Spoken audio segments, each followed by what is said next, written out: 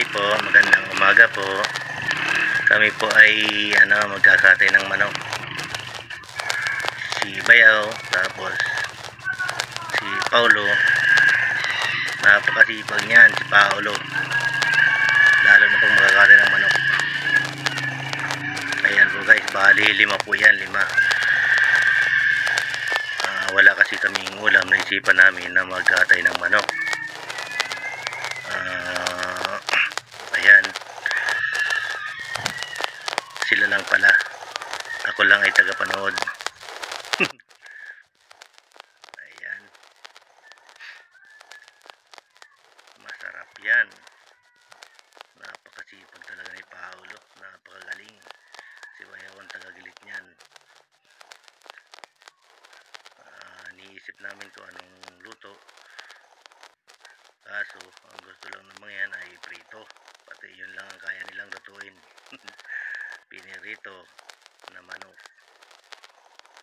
kaya nila yan. Ay, dapat pala ako'y nag-iinit ng tubig guys. Wala ko pala kung okay. Tara, mag-iinit tayo ng tubig. Eto na, sana ang aking hindi ko pa makita. Ayun, kita na ako ng pag-iinit ng tubig. Dito na lahat, baka mapagalitan ni misis.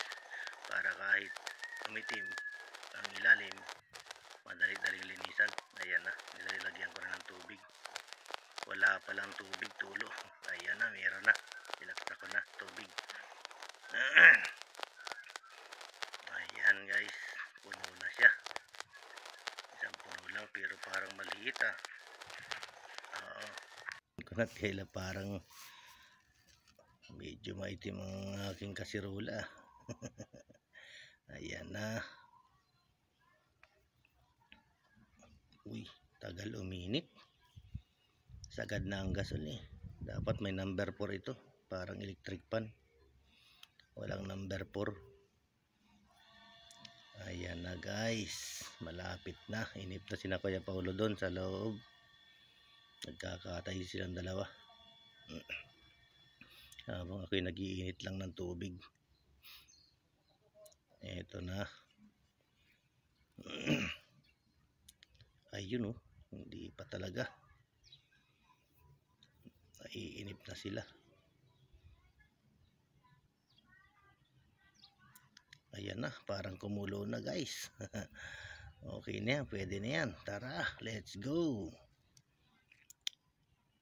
Ayan na, nilagay na nila yung mainit na tubig. Ako tamang panood lang talaga. Ayan, nag-aalis na sila ng balahibo. So, napakasipag talaga nitong dalawa na to. Kuya Paulo pa, sarap sa red horse niyan Kuya Paulo. Ayan na, nakakadalawa na si Kuya Paulo. Napakasaya ng aming umaga dito. Nagkatay kami ng manok.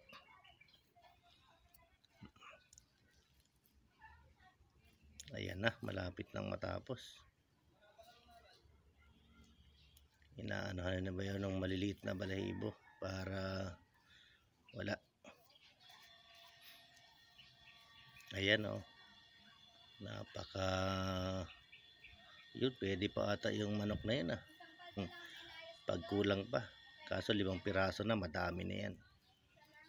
Ayan na, tinatadtad na Bayaw. Oh, madami talaga pala ito. Uy, sarap, pero iprituhin lang namin lahat yan, sabi nila. Okay, malapit na yan, nakakatatlong buo na ng kayat. Tara na, ayan na, ginagayat na ni Kuya Paulo ng para lagyan ng ano bang tawag doon, basta yun na yun. Ayan na, nagpainit na nga ako ng mantika guys. Ayan, medyo mainit na yata. Wala pa palang mantika, nilalagyan ko pa lang. Ayan na, ito na ang mantika. Oh, parang madami Okay lang yan. Tama na ang isang bote siguro, o dalawa. Mamaya na yung isa, pag kulang na lang. Ayan na nga guys, malapit na. Uy, mainit ng mantika. Ito na. Hinugasan ni Kuya Paulo.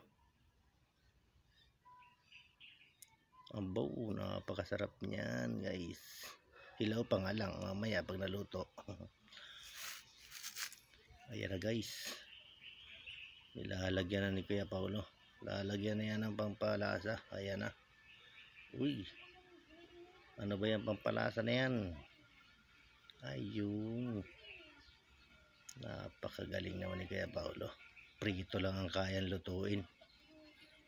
Ayan na. Ang dami pala. Ang dami. 5 ano, ayan na. Kuya Paulo, mainit na. Bilisan mo at naiinit na ang mantika. Ayun, hinalo na ni Kuya Paulo. Aha, dinagdagan pa talaga. Parang 3 ata ang nilagay mo dyan ah. Baka maalat na yan. O ayan na. Nilaksan na. Ayun, ilagay mo na Kuya Paulo. Kumainit na. Mainit-init na ang mantika.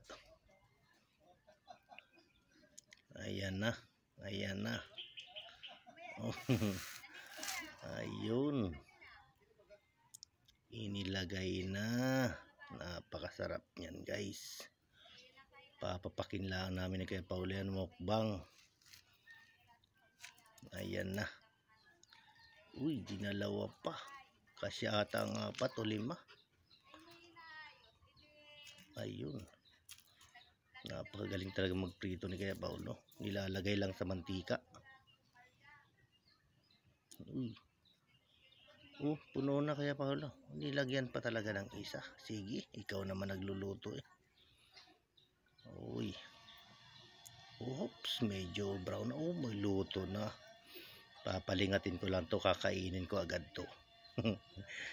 Pag nakalingat ito, sigurado. Ayan na. Pahingi nga ng isa, matikman.